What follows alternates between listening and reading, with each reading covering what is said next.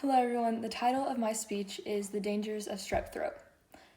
I'm sure everyone here has at least heard about or has had themselves strep throat. You might think of a sore throat or a fever, right? What do you think would happen if you got strep throat but then wouldn't go to the doctor? The sore throat might have gone away, but then you start to act differently.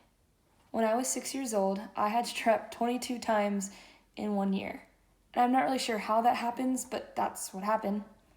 And one time I went untreated, and it developed into pediatric autoimmune neuropsychiatric disorder associated with streptococcus, also known as PANDAS. This is why today I will be informing you on what exactly is PANDAS, and I'll be using this whiteboard with a pie graph on it. For my first main point is the first 1/3 of my pie graph, which is ADHD. And you might say, what is ADHD?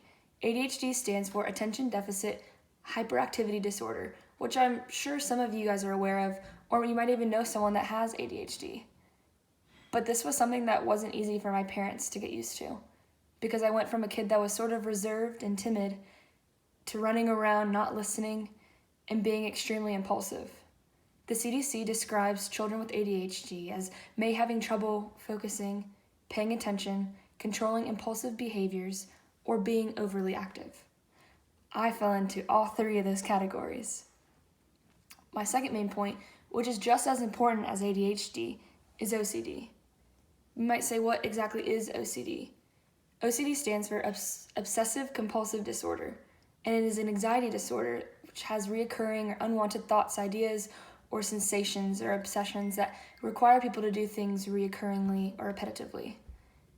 And this is very hard as a child because I didn't necessarily organize things in a specific color or need to wash my hands 3 times before walking into my house. I was struck with the anxiety. Instead, I was an elementary schooler with horrible anxiety about nighttime and a huge fear of being sick, when I had never had anything really bad or traumatizing happen to me at night, so it really just didn't make sense. And it was confusing for me and even harder for my parents to explain to me what I was feeling at such a young age.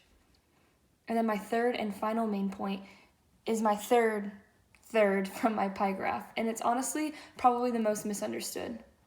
And this is Tourette's. And you might say, oh, I know what Tourette's is, and that it's a disorder where people hit themselves and they cuss. But Tourette's is actually a disorder that involves repetitive movements or unwanted sounds or tics that can't easily be controlled. It doesn't always look like a person who hits themselves and screams curse words. And I've had a broad spectrum of tics myself, and none of them were complex, which would mean that they'd have to involve 2 or more muscle groups.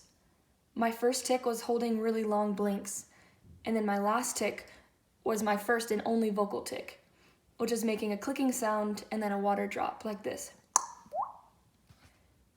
And praise God, but I haven't had another tic since I was in high school. I'm also very fortunate to have never been bullied by my tics. People really didn't understand them, and honestly, people thought that my vocal tic was cool, which helped. And if I can say anything, please listen, just don't judge someone who has Tourette's and immediately think that there's someone who can't control what they say, hit themselves, and have a bad mouth on them. Because for a large percent of us, that's just not accurate. So in conclusion, pediatric autoimmune neuropsychiatric disorder associated with streptococcus sounds a lot scarier than it really is. But that's not something to take lightly. It causes much of your life to change when learning how to adapt to ADHD, OCD, and Tourette's. And it can be hard to talk about because most people don't understand.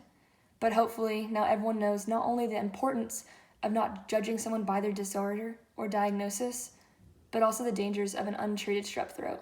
Thank you.